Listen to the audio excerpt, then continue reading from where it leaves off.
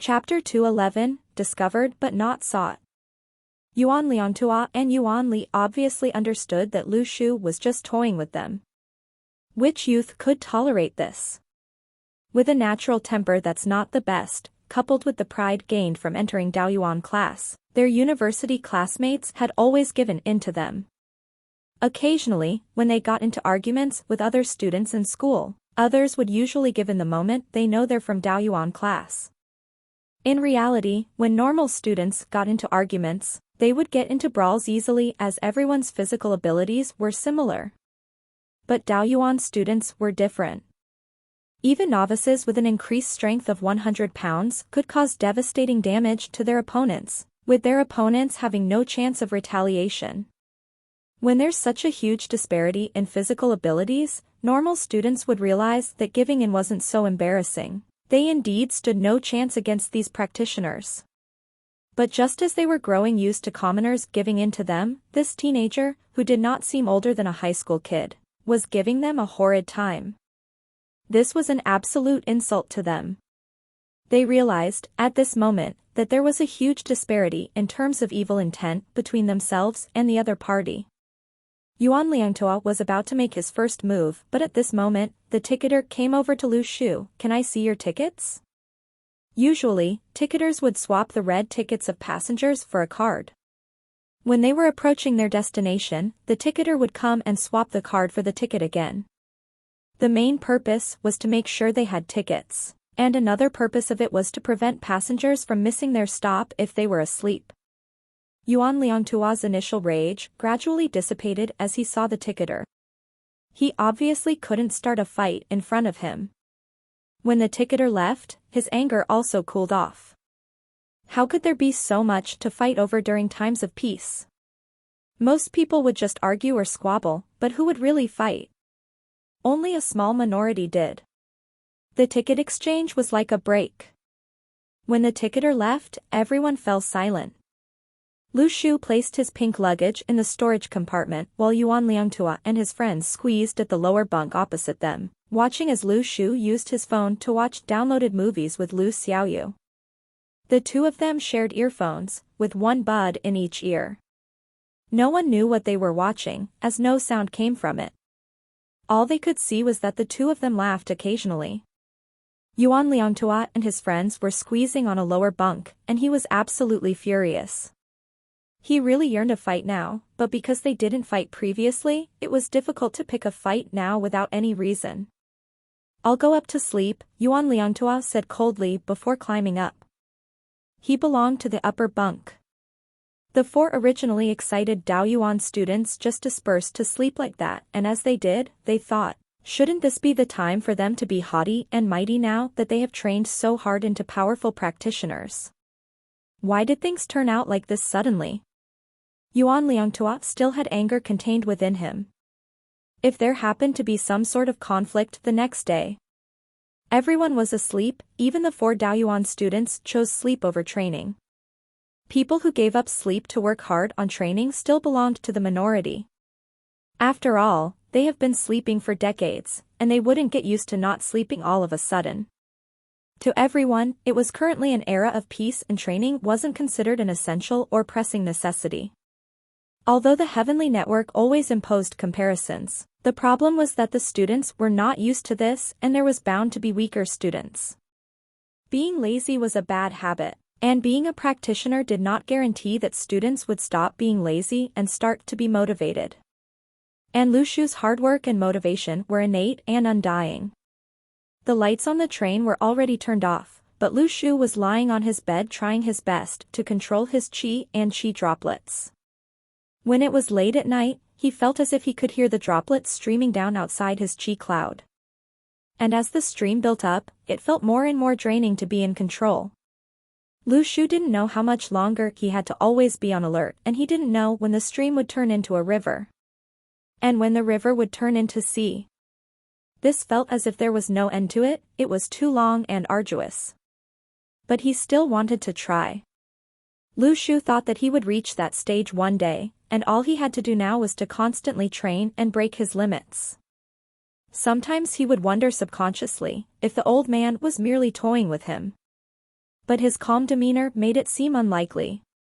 When it was 3 in the morning, Lu Shu went to the linked area between two carriages alone. Usually, this was a place where people would have a cigarette, but at 3 in the morning, the entire train was silent as everyone was in deep sleep. Swordplay was something which required perseverance, and until today, he had only just learned the fourth technique, the poke.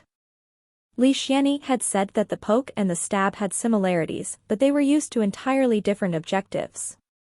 The former was like a dragonfly, swift and stealthy, while the stab was powerful and direct. Only when the poke was trained to mastery could it be formally used with effectiveness. At this moment, Lu Shu had no sword in his possession, and he could only imagine himself practicing with that sword at the old man's yard, flailing his empty hands around. Moreover, he had to consider that there were other passengers sleeping. This area he was in had metal floorboards. If his steps were heavy, loud sounds would be emitted, which would wake others up. It was definitely not a good idea to have the ticketers or workers on board come to him. Lu Shu started to slow down his movements. He controlled all of his muscles with precision, executing a poke with absolutely no sound. Suddenly, Lu Shu felt the feeling he first experienced when he saw the old man for the first time. He really felt as if there was a sword in his hands. Lu Shu flailed his wrist forward with the imaginary sword in his hand. At this moment, the qi and stream within him surged forward in his arms. A crack suddenly emerged on the glass in the train door in front of him. And at this instant, the distance between Lu Shu and the glass was about half a meter. Lu Shu was stunned. He was certain that this was his own doing. He actually cracked glass without touching it? This sort of feeling could be discovered but not sought. Chapter 212 Instant Noodles, Part 2. So the $100 were gone just like that. If Li Xianyi was there to witness Lu Shu striking the glass through the air without opening up his qi reserves, he would probably be stunned with his chin on the ground. At this instant, how could he not be happy and care about that $100 instead? When Lu Shu returned to their bunk, Lu Xiaoyu was sleeping under the comfort of the white blanket provided by the train. Little Fury was also sleeping quietly and sweetly beside Lu Xiaoyu's head. Lu Shu suddenly remembered something. Didn't Little Fury make use of the uncertainties of being on a train for the first time to not learn new words? As he thought of this, he noticed Little Fury yawning on the bed before turning to continue with its deep slumber. It was already 6 in the morning and Lu Shu was used to honing his sword for 3 hours every day without fail. But as he had no need to sell stinky tofu today, he felt more bored and empty than usual. This sort of feeling was akin to having to do homework every day, but all of a sudden, there was no need to do it anymore. It was like a huge burden taken off. Lu Shu wasn't a workaholic. The reason he persevered with earning money was that his circumstances forced him to. It didn't mean that he didn't want to have a good rest. Remember, he's only 17 and he ought to be a playful teenager. More people gradually woke up on the train, and Lu Shu tapped Lu Xiaoyu, "Wake up and wash up. It'll be crowded in a while and you'll have to queue. I think there are only 2 taps available." Lu Xiaoyu pretended to not hear him and remained silent. Lu Shu said in a calm voice, "Go wash up now, I'll prepare instant noodles for you immediately." Lu Xiaoyu sat up immediately, her eyes lighting up. Really? As she sat up too abruptly, Little Fury was also jolted awake. Its eyes opened wide and looked all around itself in defense. Only to realize that nothing was going on. It seemed to have heard the words instant noodles. Which flavor? Previously, Lu Shu brought 6 cups of instant noodles. Considering Lu Xiaoyu and himself, they had enough to eat 3 in a day. But in the end, they couldn't help to feel sorry for Little Fury, who looked on helplessly and brought another 3 for it. They brought everything for it, except for a toothbrush, giving it extreme elation.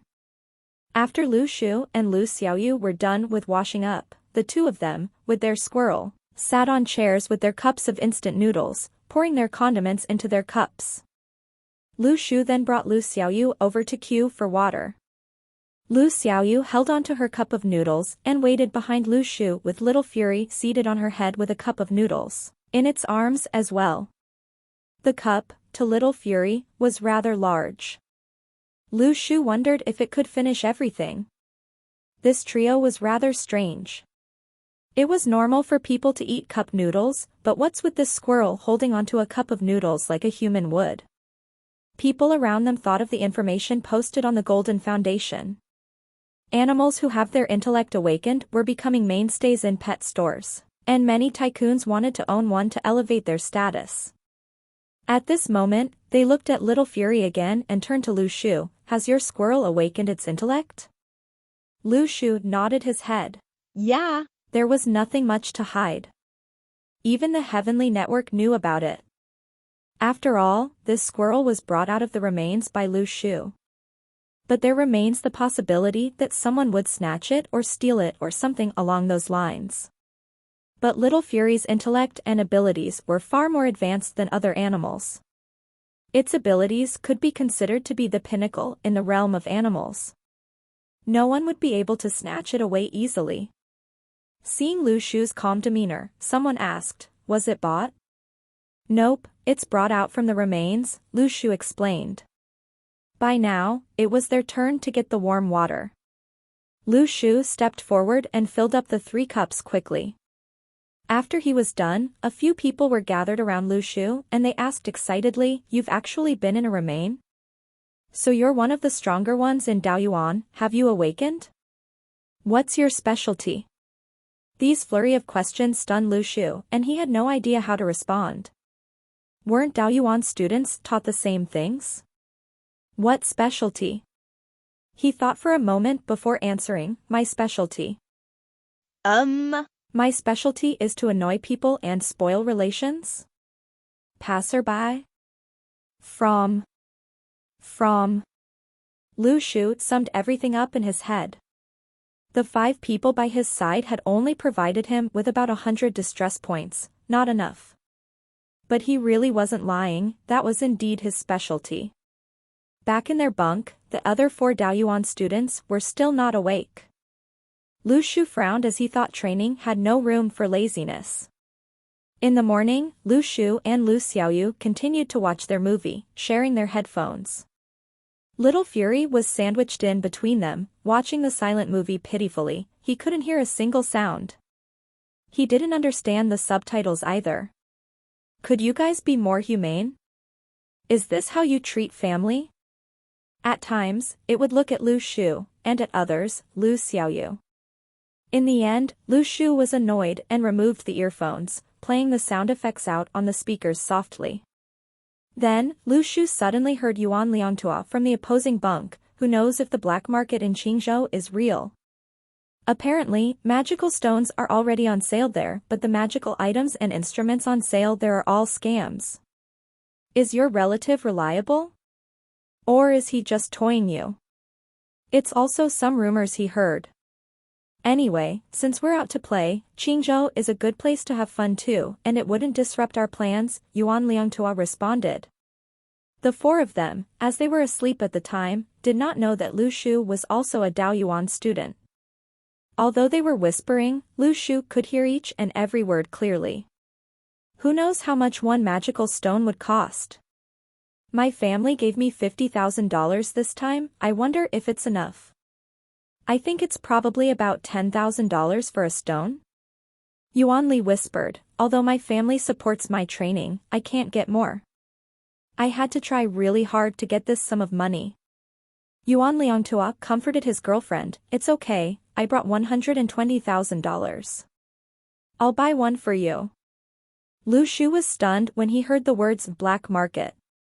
He was now a lieutenant and he received 3 magical stones a month. It was unsafe to keep all of them at home, so he had all the stones in his possession. The existence of a black market had always been his desire, how could he sell the stones for money without it? Chapter 213, Black Market, Part 3. Now Lu Shu had 5 magical stones in his possession. 2 from Daoyuan class, and 3 more when he was appointed as a lieutenant. If one stone could be sold at the previous valuation by Jiang Shui of $120,000, it would mean he could get $600,000 of cash. Lu Shu was doubtful, one for $10,000? Back then, Jiang Shui had explained everything to him very clearly.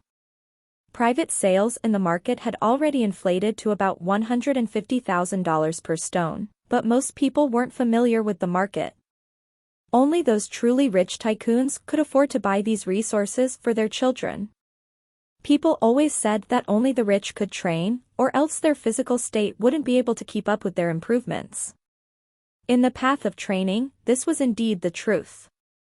A rich person could purchase resources, be it magical land or magical stones, both of which were important factors in training speed and quality. Yuan Liangtua heard Lu Shu's suspicion and laughed coldly as he held in his anger. What's wrong? Is it very hard to imagine? That's our world, the world of practitioners.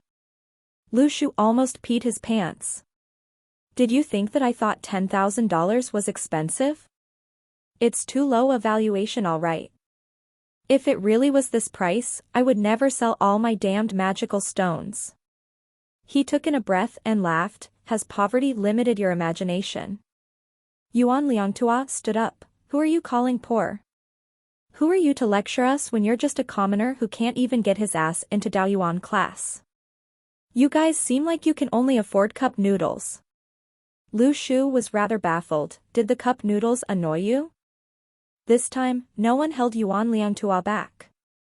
Everyone was clear that Yuan Liangtua was looking for an opportunity to teach this teenager a lesson. Last night, Yuan Tuoliang was complaining about this guy in their group for a long time and even told everyone to not get in his way. At that moment last night, the other couple thought, wasn't it your girlfriend who helped you back? Who else said anything to you? Now, such an incident arose again, causing some commotion. To be honest, Daoyuan students didn't usually find trouble with commoners. Just like how adults didn't fight with children, winning wouldn't be glorifying or of much honor. But if things really escalated into a fight, as long as it wasn't too serious, the police wouldn't bother. The case would be transferred to the Heavenly Network anyway. Lu Xiaoyu stared at Yuan Liangtua like he was dumb while Little Fury had an expression of elation. Little Fury thought, you're in trouble. You might have trouble to even beat me, aren't you looking for death this way? Yuan Liangtua suddenly felt that there was something wrong with the atmosphere. The two siblings opposite him weren't panicking at all. Even their squirrel looked especially calm. Coughs, Lu Shu cleared his throat and withdrew his military appointment from his pocket, opening it up in front of Yuan Liangtua. The four of you should be second lieutenants now? We, members of the Heavenly Network, don't usually commit the mistake of being rude to their superiors. For beginner Class E practitioners, you guys really aren't much. Spend some time reflecting, stop disgracing the reputation of us members of the Heavenly Network. Lu Shu said all these with gusto and authority, stunning Yuan Liangtua immensely. He saw clearly the word a lieutenant on Lu Shu's military identification. Lieutenant? Weren't lieutenants appointed based on their contributions? Or if they were Daoyuan students of tier aptitude?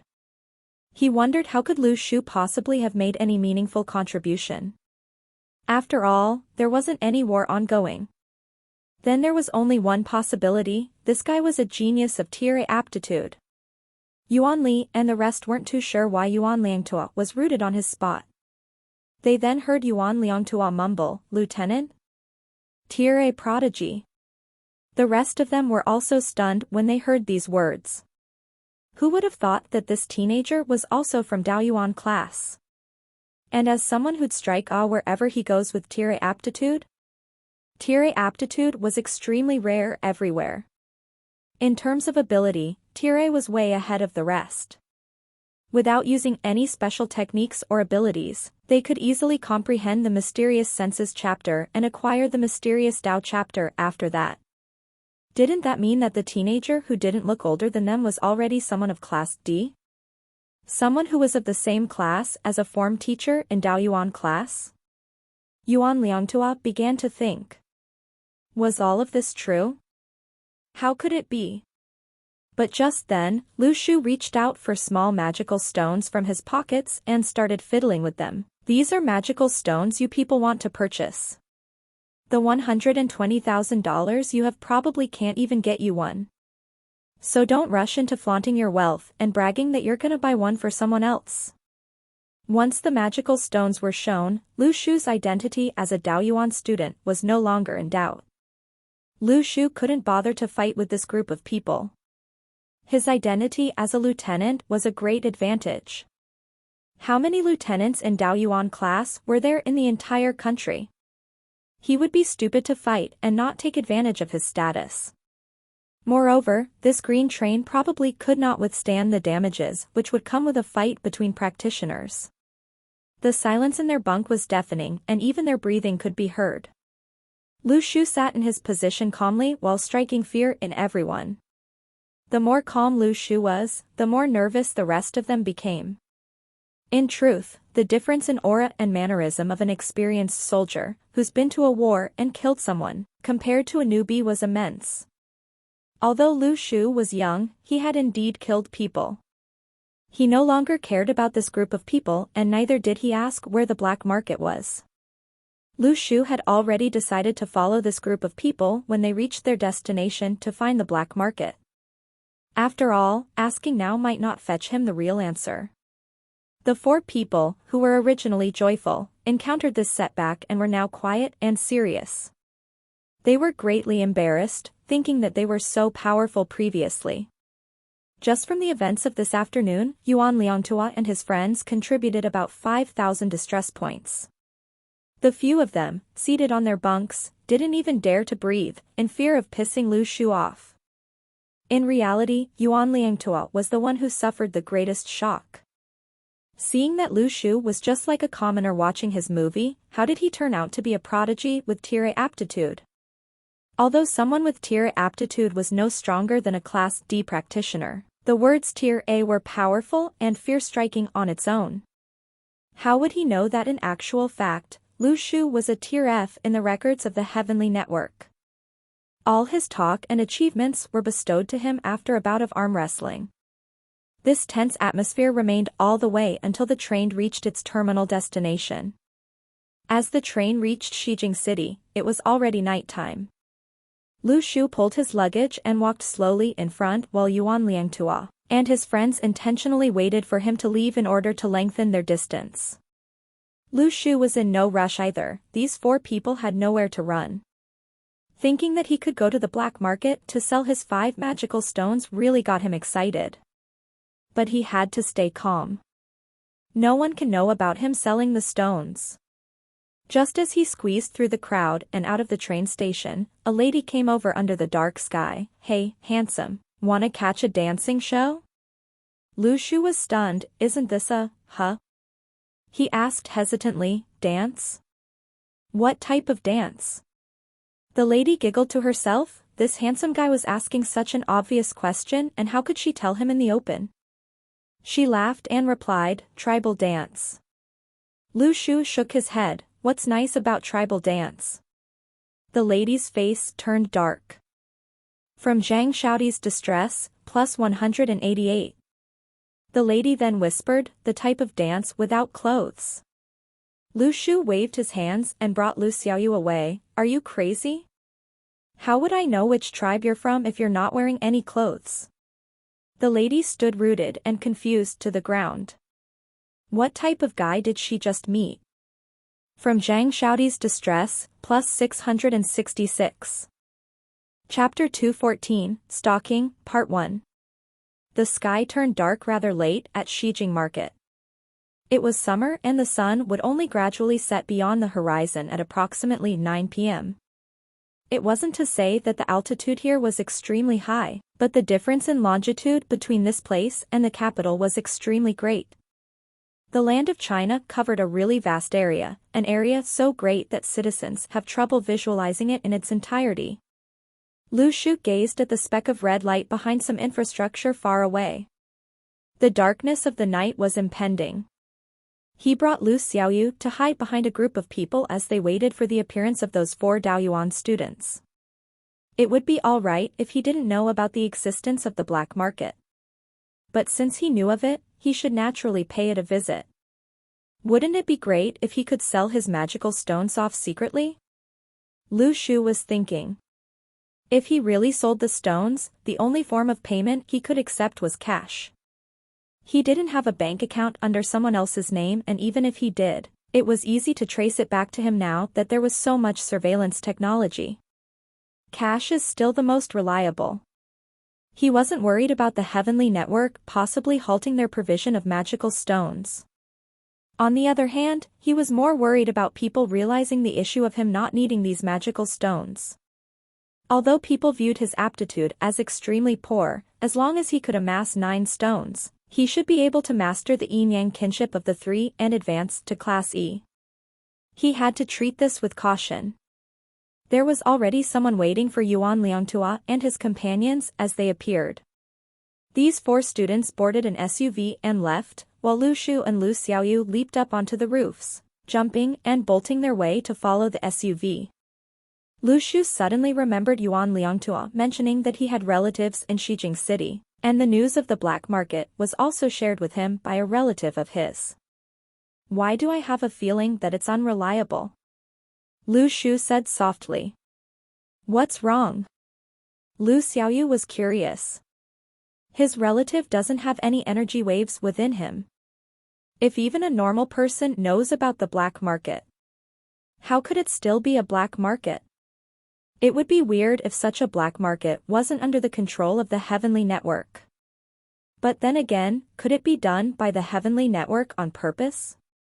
Sometimes, it was wise to contain such stuff by allowing it in moderation, or the heavenly network was controlling it directly from behind. It seemed quite plausible. Since he had already thought of this, should he still go? Go. Lu Shu decided to go and take a look. He just had to be cautious and wary when he got there. He believed that in such a big city, not many people would be able to catch him if he was really intent on running. Qingzhou was not one of the main strongholds under the jurisdiction of one of the 7 heavenly kings. Instead, Beijiang State and Nansong State, even further west, were each helmed by a heavenly king. Based on geography, the 7 heavenly kings, apart from Li Yixiao who was situated in the center, were guarding the borders of the country silently. And with his current abilities, he could probably run from anyone apart from a heavenly king. After all, a Class D strength-type metahuman was fundamentally and physically stronger than other practitioners by a notch. Lu Shu and Lu Xiaoyu were bolting around on top of roofs. With their physical advantage, it was difficult to lose track of a car in such a city crammed with cars. This relative of his looks very rich, the cars he drives are all branded. This Yuan Liangtua's family background should be quite well off, or he wouldn't have brought more money than the others. Lu Shu analyzed, as the car Yuan Liangtua was in was caught in a jam. Speaking of which, his relative had probably not been to the black market before, and everything was hearsay. Why else would there be such a great misvaluation of $10,000 for a magical stone? The black SUV ended up in a small area. Lu Shu and Lu Xiaoyu infiltrated the area, initially planning to send Little Fury to find out which floor they stayed on. Only upon entering the area did they realize that they were actually staying in a villa. Luckily, this small area was filled with greenery and the siblings didn't have to worry about being discovered as they concealed themselves. What should we do now? Lu Xiaoyu asked softly. Lu Shu was in deep thought. These people chose to come to Qingzhou for the black market and it would likely be their first stop given how excited they were. But he had no idea when they would set off for the black market. Since it was the black market, it probably didn't operate in the morning but in the darkness of the night. Now, he didn't have any other method of surveillance.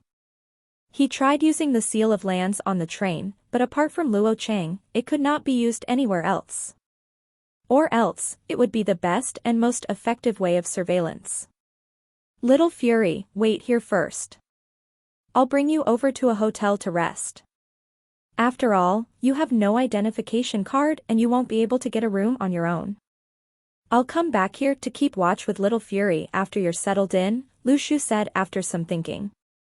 Little Fury? Little Fury felt uncomfortable upon hearing Lu Shu say that it had to keep watch here alone. But after hearing that Lu Shu would return only to continue to keep watch here with it, it was utterly disappointed.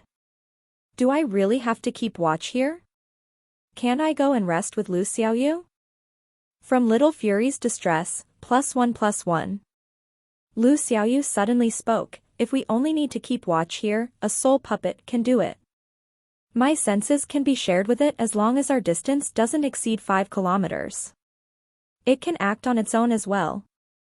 As long as I give it the order to stay here and keep watch, it would inform me if someone comes out of the house. Lu Shu's eyes lit up. Is it really so amazing? He didn't expect the soul puppet to be so useful in keeping watch. Upon further consideration, the soul puppet's black appearance was easy to conceal in the dark of the night and it would be difficult to spot it. Little Fury almost wanted to hug Lu Xiaoyu till it cried. My benefactor. But just then, the doors of the villa reopened. The people who just entered the house left their luggage inside and with each of them carrying a backpack, that relative of Yuan Liangtua's started up the car and left with them. Lu Shu was baffled for a moment. Could the black market really be operating now? Lu Shu would still believe that these people were on their way to having supper if they didn't carry those backpacks, but all of them were wearing caps and mouth masks, looking extremely mysterious. Lu Shu would not believe it if they were going anywhere else other than the black market. Go. Let's follow them. Lu Shu said softly. Chapter 215, Identity Verification, Part 2. The car wasn't traveling quickly and it was already 12 a.m. As they hopped around on top of roofs, Lu Xiaoyu found it quite fun, as if they were flying about in the sky. It was the first time Lu Shu and Lu Xiaoyu came to Shijing City in Qingzhou, so they weren't sure where they were following that car to. But they were still within the city and they weren't headed towards the countryside. Could it be hidden right within the city? The heavenly network, in reality, cannot be underestimated. But Lu Shu was thinking if the heavenly network began to close an eye towards the black market here, would more black markets appear elsewhere? In handling the black market, it was wiser to allow it in moderation rather than let it happen without any information on it. Lu Shu stood at the top of the building as he watched the car stop behind an alley. The 5 of them then got off the car and walked into the alley. I have to buy a mouth mask and a cap. You wait here for me with Little Fury. Lu Shu finished and just as he was about to go down, he noticed a black sedan at the alley. From so far away, he could already sense the energy waves from inside the car. From his intuition, the person in the car was probably, at the very least, a Class D. This car stopped here without moving for a long while. Its engine was killed, lights were extinguished and didn't make a single sound. If he didn't feel the energy waves from inside, Lu Shu would probably have thought that there was no one inside. But there were no ifs. It wasn't strange for someone to keep watch at some place like the black market. This car seemingly reinforced Lu Shu's previous worries. This black market wasn't as safe as he thought. As a black market, it naturally deviated away from normal rules in normal markets. Without rules, there would definitely be chaos or confusion. But did the guy in the car belong to the heavenly network? Lu Shu really wanted the answer to this question. After all, if that person really belonged to the heavenly network, it would be testament to the fact that the black market was under supervision, and the rumored future black markets could all be a possibility. And he had to be even more cautious. After all, the materials provided to him were from the heavenly network, be it the magical stones or items he attained from the remains. Oh, speaking of which, since he could manipulate magical energy, could he sell fruits or stuff containing magical energy instead of stinky tofu once Luo Cheng's black market opened? This was a new method to get rich. Lu Shu's eyes immediately lit up upon thinking of this. If black markets could appear anywhere within the country, the most important ones would be those in the cities of the 7 special military schools. Practitioners were gathered there, so how could there be black markets elsewhere instead of these areas? The students of these schools would make up the bulk of the purchases in these markets. So as long as the Heavenly Network didn't have the notion of closing down and preventing any sort of black market, there would definitely be one in Luocheng in the future. Since he had magical energy at home, surely it's legal to sell fruits with magical energy. Lu Shu then remembered. How could he check if the other party belonged to the Heavenly Network? One of the specialties of the Heavenly Network was that it was regimental and discipline was highly enforced. Principles were of priority as well, and members would most definitely not lay their hands on civilians. As compared to the majority of practitioners, members of the Heavenly Network were military personnel and their moral standards were much higher. Very few people's moral standards improved with the recent emergence of magical prowesses and abilities, and even if they did, they wore off easily. So, although the Heavenly Network handled things strictly and secretly, especially their treatment of practitioners, they were still warm and nice people in general. Lu Shu thought for a moment before telling Lu Xiaoyu, "You wait upstairs. Don't go anywhere." He jumped down from the back where there was no one watching. He jumped down 7 floors just like that without a whim or worry. Lu Shu strolled slowly and edged close to that alley. The sunlight in Shijing City was all gone, and this place was rather secluded with dim yellow streetlights. Lu Shu seemed just like an ordinary teenager walking along the road. The car's windows were tinted and nothing could be made out from the outside. Lu Shu had no idea if the person inside him was observing him, and all he could do was to behave more naturally. Dong dong dong, Lu Shu knocked against the car's window. He heard clearly someone inside sitting up abruptly, and the atmosphere was extremely tense. The window was lowered and a young man inside looked at Lu Shu calmly. "Hello, is there a problem?" The way he spoke was rather polite and distant, and it was apparent that he didn't want to interact much with Lu Shu. The mysterious but alert look in his eyes made Lu Shu understand that the other party was prepared to handle any sort of sudden emergency. Lu Shu lifted his head and pointed to his wrist. "Sorry, but what time is it?" The young man was confused for a moment. "Don't you have a phone?" "I forgot to bring my phone," Lu Shu explained. From Zhu Bishi's distress, plus 110. The man relaxed slightly, but he continued to be wary. He took one glance at his watch and replied, "It's 12:35 a.m. "Thank you." Lu Shu walked away after he was done. He had no intentions of dragging the conversation further. As he turned a corner, he jumped up the block to regroup with Lu Xiaoyu. He stood beside Lu Xiaoyu and analyzed. "It seems like he's from the Heavenly Network, but we can't eliminate the possibility that he's a forgotten practitioner. After all, it's easy to go unnoticed as a practitioner or metahuman in such a huge country." Previously, the Heavenly Network brought those who exhibited their abilities or abnormalities away, but they probably left some of them out without knowing. The Heavenly Network, no matter how informed, did not have the ability to confirm who's a metahuman without even looking or encountering. Lu Shu feared that with the continuation of this magical era, more metahumans or practitioners who were forgotten would surface and form their own gangs and clans. But the chances of these gangs surviving would be quite low, given the attitude and management of the Heavenly Network. Lu Shu thought before continuing. The guy was calm and collected. "Xiaoyu, you go down too. Check once more, everything should be fine. If there's anything out of the blue, you'll jump up and regroup with me at once." The path of training was tough and dangerous. There was no logic in nurturing Lu Xiaoyu into one of those greenhouse flowers like other Daoyuan students. That was not what Lu Shu wanted Lu Xiaoyu to become. He could still protect her when he's alive. What if he's not by her side? The energy waves from the other party gave away the fact that he had just reached the beginning of Class D. Lu Xiaoyu definitely had what it takes to deal with him. Lu Xiaoyu passed Little Fury to Lu Shu and jumped down from the back as well. Before she even reached the car, she saw a piece of paper stuck onto the car's window, and on it was, "I don't know what time it is now." No watch, no phone.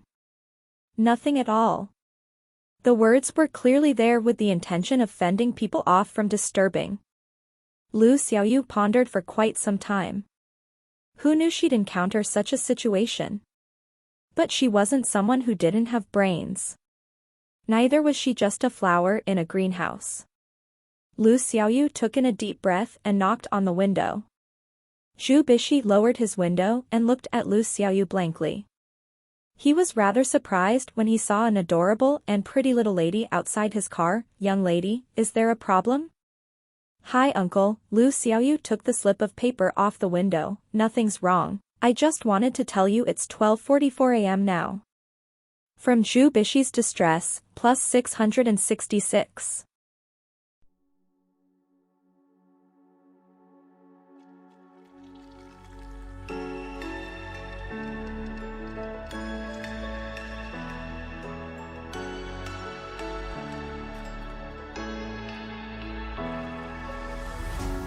What does it mean to be happy? 'Cause it looks like we all don't know. Glass half full or empty. Man, we just putting on a show. Try to